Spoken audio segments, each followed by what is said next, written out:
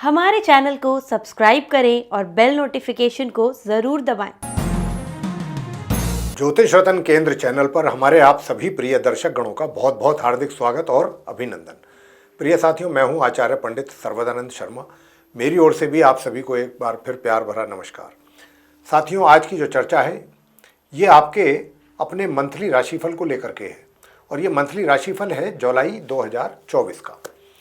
अब साथियों, बात यह है कि जुलाई का महीना है और जुलाई के महीने की राशिफल की हम चर्चा आपके साथ कर रहे हैं।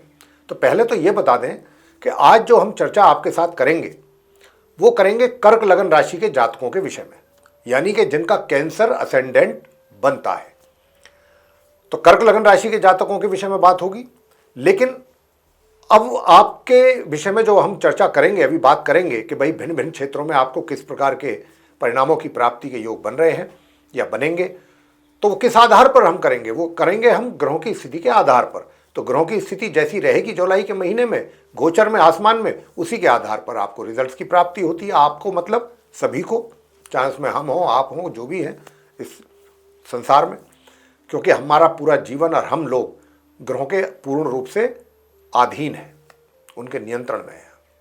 तो ग्रहों के अनुसार ही हमारा जीवन चलता है। तो प्रिय साथियों, आइए सबसे पहले तो संक्षेप में ग्रहों की क्या स्थिति रहेगी जुलाई 2024 में, उससे आपको अवगत कराएंगे। लेकिन उससे पहले बता दें कि ठीक हमारे पीछे स्क्रीन पर चार्ट डिस्प्ले हो रहा है एक, उस चार्ट में आप कर्क लगन राशि के जातक जो हैं उनका ये चार्ट है। उसमें ग्रहों की स्थिति को पूर्ण रूप से दिखाया गया है, स्पष्ट रूप से, और कौन सा ग्रह किस राशि में है, किस ग्रह के साथ है, संबंध बनाया या अकेला है। लेकिन इसके अतिरिक्त भी कुछ ग्रह इनमें से ही ऐसे भी हैं कि जो अपना राशि परिवर्तन करेंगे और जो करते ही हैं प्रत्येक माह। तो हम वो सारी जानकारी आपको बहुत संक्षेप में देने जा रहे हैं। उसके पश्चात फिर हम आपके साथ करेंगे चर्चा कि भाई ये महीना जुलाई 2024 आप कर्क लगन राशि के जातकों के लिए कैसा रहने वाला है, और अंत में बताएंगे कुछ आसान और बहुत ही सरल उपाय जिनको करने से आप अपनी परेशानियां जो हैं, जो ग्रहों के द्वारा मिलने वाली हैं, उनसे आपको छुटकारा मिल सके या उसमें कमी आ सके। तो साथियों, आइए जानते हैं। सबसे पहले बात करेंगे सूर्य देव को लेकर के। जहाँ पे 3 नंबर लिखा हुआ है, ये द्वादश भाव है, 12th हाउस है। यहाँ पर सूर्य देव बैठे हैं। लेकिन 16 जुलाई को ये अपना राशि परिवर्तन करके यहाँ से निकलेंगे और अपनी मित्र राशि कर्क में करेंगे प्रवेश, जहाँ पर पहले से ही बुध और शुक्र विराजमान है। तो लगन भाव में ये चले जाएंगे, फिर मंथ के आखिर तक वहाँ बने रहेंगे। आगे बात करेंगे मंगल ग्रह की। मंगल ग्रह को अभी आप देख रहे हैं अपनी स्वयं की राशि मेष में, दशम भाव में। लेकिन 12 जुलाई को ये भी अपना राशि परिवर्तन करेंगे और मार्गी और उदित अवस्था में यहाँ से निकल करके 12 जुलाई को, और कहाँ जाएंगे? ये अपनी सम राशि वृषभ में जाएंगे, एकादश भाव में, जहाँ पर पहले से ही गुरु बृहस्पति इनके परम मित्र बैठे हुए हैं। उनके साथ इनका संबंध बनेगा माह के अंत तक। अब आगे बात करते हैं बुध की। बुध जो है, जो कि लगन भाव में बैठे हैं, जहाँ पर अपनी शत्रु राशि कर्क में बैठे हैं अपने मित्र ग्रह शुक्र के साथ। तो वो 19 जुलाई को अपना राशि परिवर्तन करेंगे और यहाँ से निकल करके अपनी शत्रु राशि कर्क से 19 जुलाई को मार्गी और उदित अवस्था में निकलेंगे। अच्छी अवस्था में जा रहे हैं, अपनी मित्र राशि सिंह में जा रहे हैं, द्वितीय भाव में, जहाँ पर 5 नंबर लिखा है। और फिर वो महीने के अंत तक वहाँ पर बने रहेंगे 19 जुलाई से।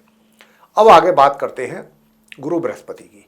गुरु बृहस्पति तो पहले से ही, जहाँ पर 2 नंबर लिखा है, वृषभ राशि, एकादश भाव, उसमें मार्गी और उदित अवस्था में बने हुए हैं और ये पूरे महीने इसी प्रकार बने रहेंगे।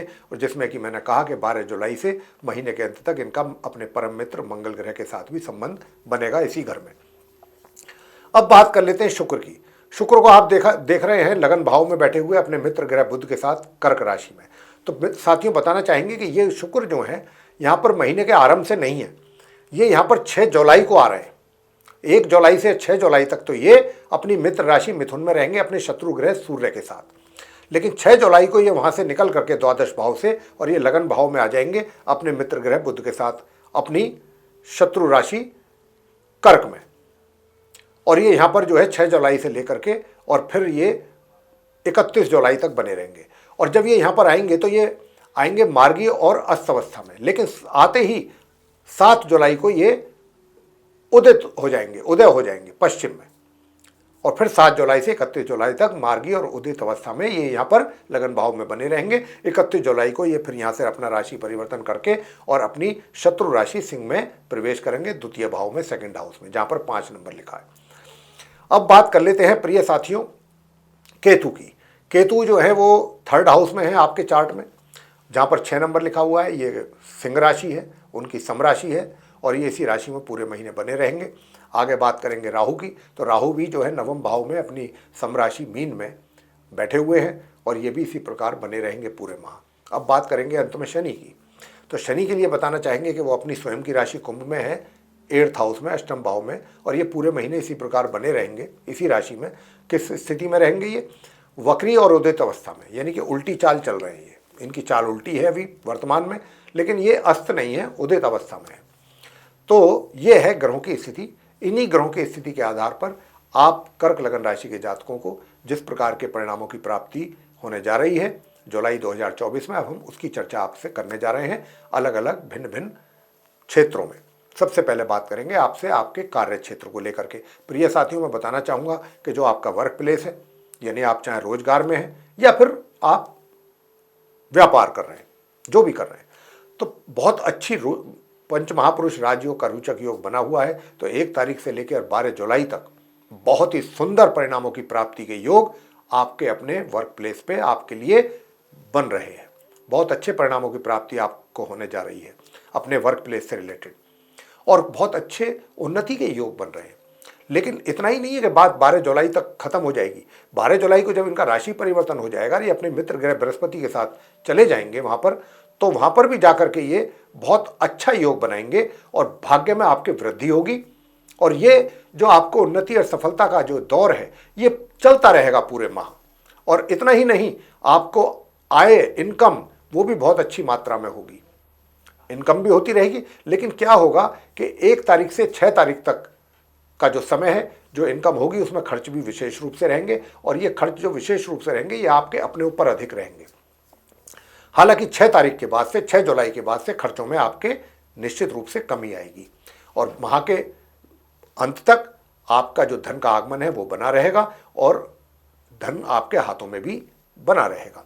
और साथियों, मैं बताना चाहूँगा कि देखिए 16 तारीख तक मैंने जैसा कहा कि आपके हाथों में जो भी धन आएगा ये 12 तारीख या 16 तारीख तक, मतलब माह के मध्य तक मान के चलें मोटे तौर पे, तो खर्च की अधिकता रहने की संभावना ज़्यादा है। लेकिन माह मध्य से लेकर माह के अंत तक का जो समय है, इसमें आप अपना धन का बहुत अच्छे ढंग से संचय करेंगे, सेविंग करेंगे, और सेविंग के साथ साथ कहीं इन्वेस्टमेंट भी अगर करेंगे तो उसकी भी अच्छे रिटर्न आपको हासिल होंगे।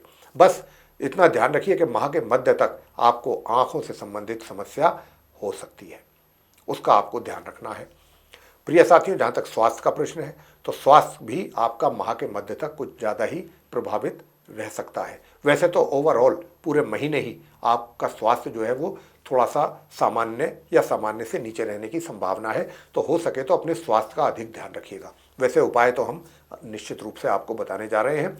और धन की स्थिति जो बेहतर होगी आपकी, वो कब होगी?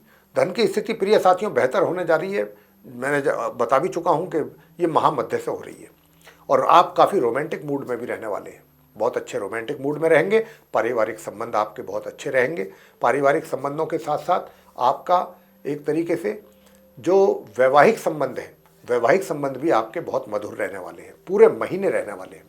किसी वैवाहिक सुखों का पूरा आनंद आप उठाने वाले हैं।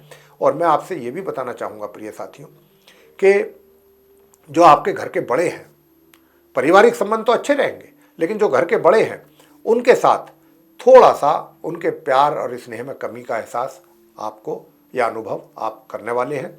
और हो सके तो उनका सम्मान करें, अच्छा रहेगा, और अधिक उनका आशीर्वाद मिलेगा, मुंह से ना मिले, आत्मा से मिलेगा। प्रिय साथियों, मैं बताना चाहूँगा कि जो छात्र हैं वो कैसा करेंगे जुलाई 2024 में।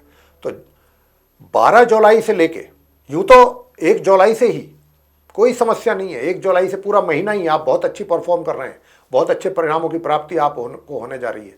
लेकिन 12 जुलाई से तो कुछ बहुत ही अधिक परिणाम, बेहतर परिणामों की जो उम्मीद भी आपने नहीं की होगी, ऐसे परिणाम आप प्राप्त करने जा रहे हैं स्टूडेंट्स। लेकिन जो हायर स्टडीज़ कर रहे हैं उनको अपनी पढ़ाई पर पूरा फोकस करना होगा। अगर आपने फोकस नहीं किया, अपनी पढ़ाई को सीरियसली नहीं लिया, तो वहाँ परिणाम, आपके रिजल्ट थोड़ा सा डिक्लाइन कर सकते हैं। इस बात का ध्यान रखना बहुत आवश्यक है आपके लिए। प्रिय साथियों, इसके साथ साथ संतान की बात कर लेते हैं। संतान की ओर से भी बहुत सुख की प्राप्ति होगी माता पिता को, और जो भी कार्य संतान के द्वारा किए जाएंगे उनको लेकर के माता पिता को बहुत संतुष्टि के साथ साथ बहुत प्रसन्नता भी होगी। स्वास्थ्य कैसा रहेगा? स्वास्थ्य तो मैंने आपको आरंभ में भी कहा था कि स्वास्थ्य की चिंता करना बहुत आवश्यक है, स्वास्थ्य का ध्यान रखना बहुत आवश्यक रहेगा। वैसे उपाय आपके लिए बता दें, प्रत्येक गुरुवार आप केले के वृक्ष की पूजा जरूर करें। अगर चाहते हैं कि स्वास्थ्य आपका अच्छा बना रहे और शत्रु आपके शांत रहें, विरोधी आपको परेशान ना करें, तो आपको केले के वृक्ष की पूजा प्रत्येक गुरुवार जरूर करनी चाहिए।